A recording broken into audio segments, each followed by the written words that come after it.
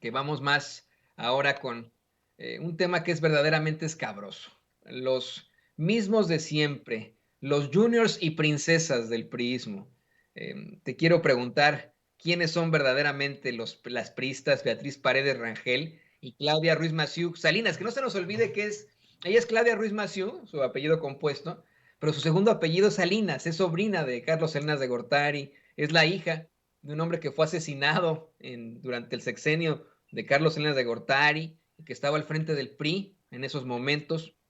Y hoy, pues bueno, nos lo va a plantear con mucha fuerza y con todos los datos, con todo el rigor periodístico, el queridísimo Francisco Cruz, Paco Cruz, sobre de quién se trata, quiénes son estos personajes que no dudamos, tienen sus buenos estudios, estudiaron en las mejores escuelas privadas en México, probablemente hasta en universidades del extranjero, pero de eso a que hayan llegado a la política, a los puestos que han detentado por mérito propio es muy distinto. De eso a que verdaderamente se merezcan, vamos, el apoyo del pueblo es muy distinto. Querido Paco, cuéntanos quiénes son verdaderamente las priistas Beatriz Paredes y Claudia Ruiz Massieu.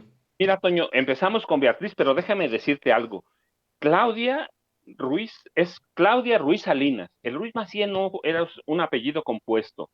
Ella decidió hacerlo compuesto cuando su tío Carlos Salinas de Gortari la tomó del brazo para meterla en la política y porque a sus hijos ninguno le gustó, la tomó del brazo y entonces ella, temerosa de que la asociaran con su tío, prefirió que la asociaran con su papá el asesinado, que tampoco era una perita en dulce, ¿eh?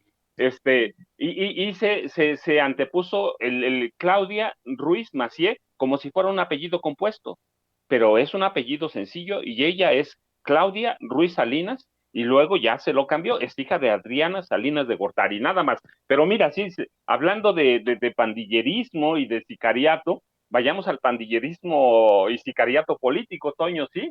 Mira, ¿quién es Beatriz? La verdad es que yo, ahora que están los destapes así como por docena, dicen que son más baratos, ¿no, Toño?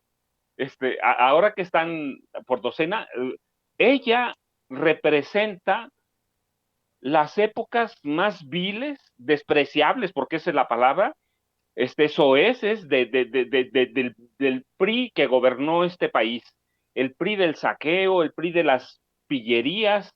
Ella reúne todo lo más perverso de ese PRI, aunque ahora no se recuerde quién es ella. Mira, recuerda, este, empezó su carrera con el Tlatoani Luis Echeverría Álvarez, un asesino en Los Pinos. Empezó Salamera su carrera en el PRI y la consolidó con el emperador José López Portillo. Y digo, ¿por qué el emperador? El otro Tlatoani porque así se veía, ¿eh?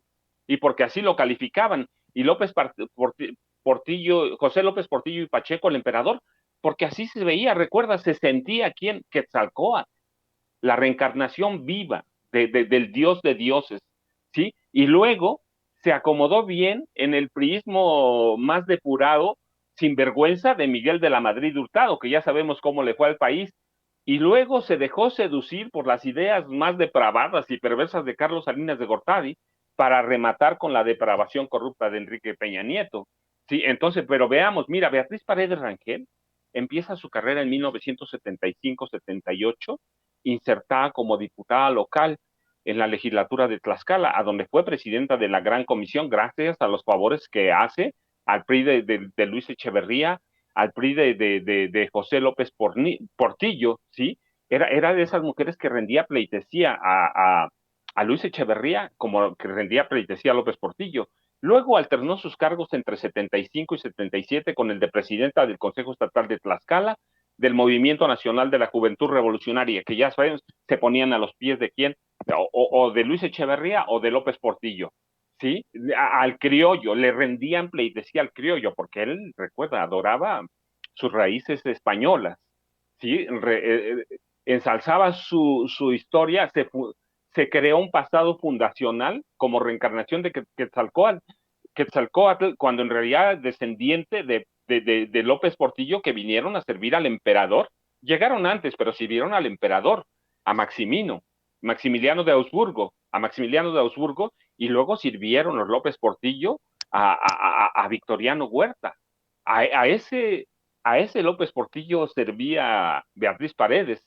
Y sí, y mira, gracias a los favores recibidos y prestados al López Portillismo, entre 79 y 82 la hicieron diputada federal, sí, presidenta de la mesa directiva, sí, se le olvidó y nunca denunció que José López Portillo había enloquecido, derrochaba, se corrompía día con día, permitía que sus colaboradores no solo fueran ladrones, asesinos, cómplices del saqueo, y mira, cómplices del saqueo, y mira, allí tenemos nombres, Rosaluz Alegría, sí, una académica, física, sí, pero llegó al gabinete por ser amante, la amante consentida del harem, la amante consentida de López Portillo, ¿sí?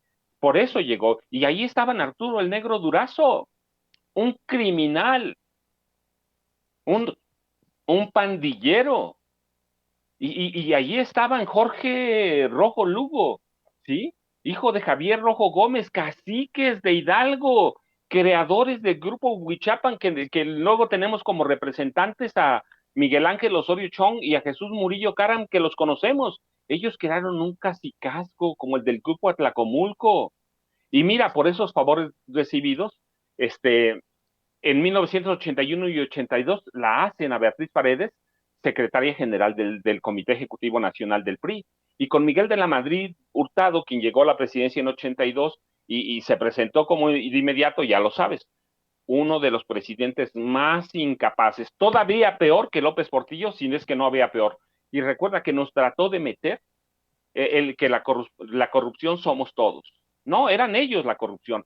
Y a ese personaje tan vil como Miguel de la Madrid, después de haber servido a López Portillo y a Luz Echeverría, servía a Beatriz Paredes Rangel, ¿sí? Y la sumisión le redituó, mira, y el silencio también, saltando de un puesto a otra, diputada federal, presidenta de la mesa directiva de la Cámara de Diputados o un puesto en el Banco Nacional de Crédito Rural, cuando este país se hundía en la oscuridad económica, en pago a sus servicios, Miguel de la Madrid y su banda, encabezada por Carlos Salinas de Gortari como secretario de Programación y Presupuesto, la hicieron gobernadora de Tlaxcala de 1987 a 1992.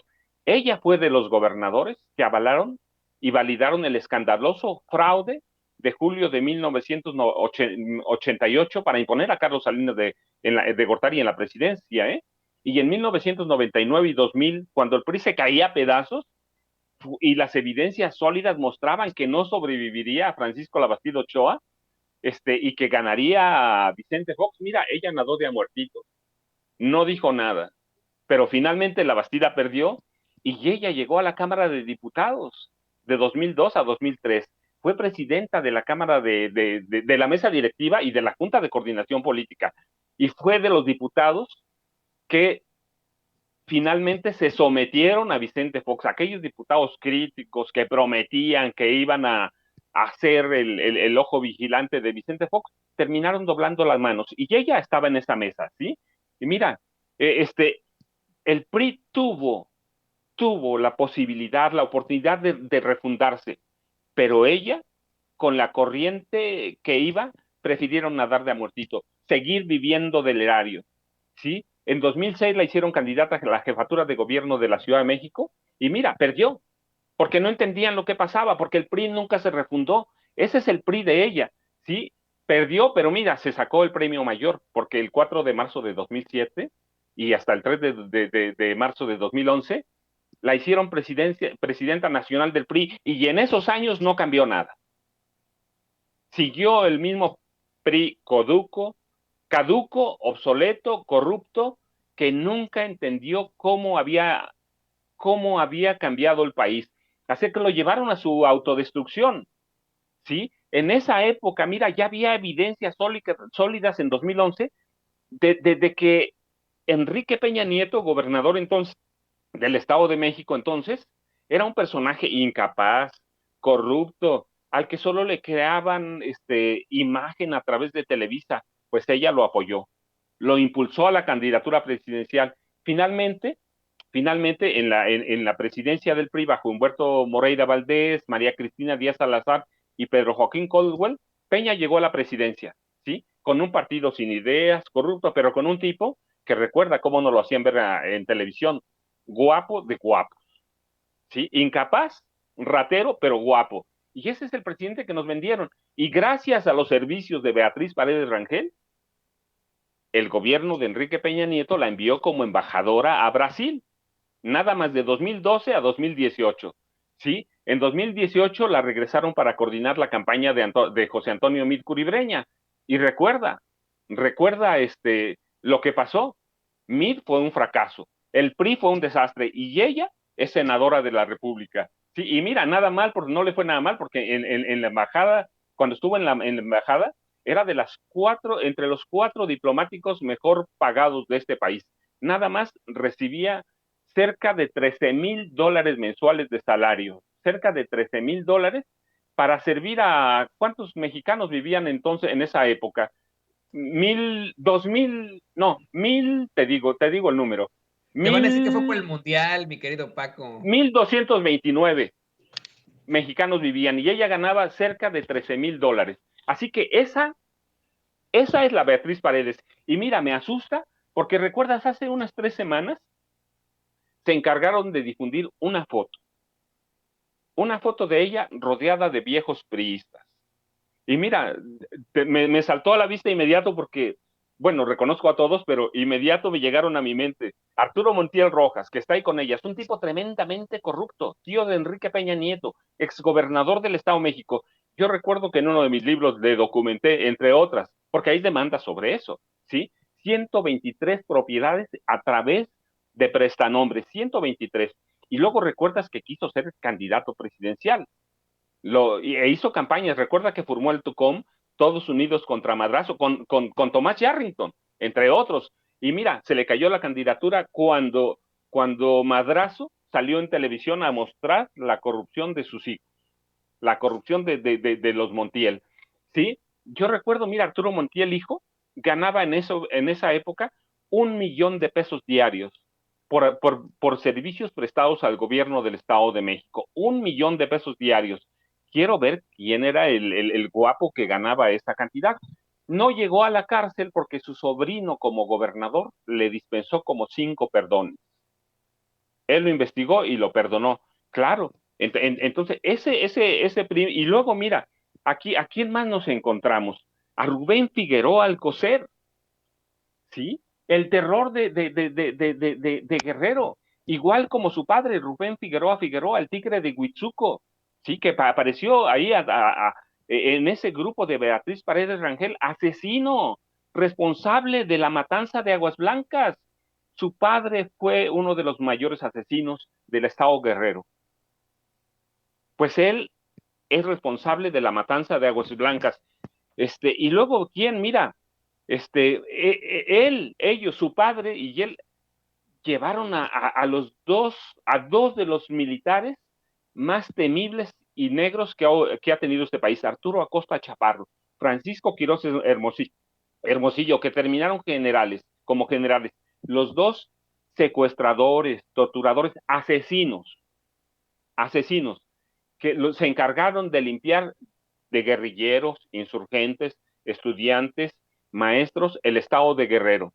Ellos fueron la parte fundamental de la guerra de exterminio que empezó el gobierno de Gustavo Díaz Ordaz y terminó casi con López Portillo. Ellos fueron, ese es el Rubén Figueroa Alcocer. Y luego estaba Héctor Astudillo Flores, mira, otro gobernador de Guerrero, responsable de que floreciera, no que se instalara, pero que floreciera el crimen organizado en el estado de Guerrero. Él sabía quiénes eran los narcos, porque uno de sus procuradores se lo dijo, se lo documentó, nunca hizo nada. Dejó a Guerrero como uno de los estados más criminales de este país. Y luego, mira, estaban quién, Emilio Choifet Chemor. ¿Qué temor? ¿Lo recuerdas? Exsecretario de Educación con Enrique Peña Nieto, exgobernador del Estado de México, y recuerda, secretario de Gobernación con Ernesto Cedillo Ponce de León. ¿Qué hizo? Recuerda, intentó, como secretario de Gobernación, dar un golpe de Estado al Congreso, o un golpe legislativo. Y luego, también en 97, fue responsable de la matanza de Chenaló. 45 indígenas asesinados, 18 mujeres, 4 de ellas embarazadas, 16 niñas, 4 niños, entre los 45, asesinados por un grupo de paramilitares con armas que usaban balas expansivas, que era patrocinado desde el gobierno federal. Esos son los hombres que aparecieron al lado de Beatriz Paredes Rangel. Esa es la Beatriz que quiere gobernar este país. Esa es la Beatriz que quiere presentarse como una alternativa, rodeado de estos personajes. Ya después platicaremos de los otros, pero mira, los vi de veras, Toño. Escalofríos o calosfríos, como dicen en mi casa, me dieron. Es una barbaridad. Ese es el PRI de la ignominia. Ese es el PRI que Beatriz Paredes quiere regresar. Ese es el PRI con el que ella convivió. El peor de los PRI. Entonces, por favor, recuerda, Cedillo es el creador de los Zetas. Ella lo sabe y ahí los tenía. Así que esa es la mujer que quiere ser candidata del PRI a la presidencia de la República. La otra, pues recuerda, si hay algo que torna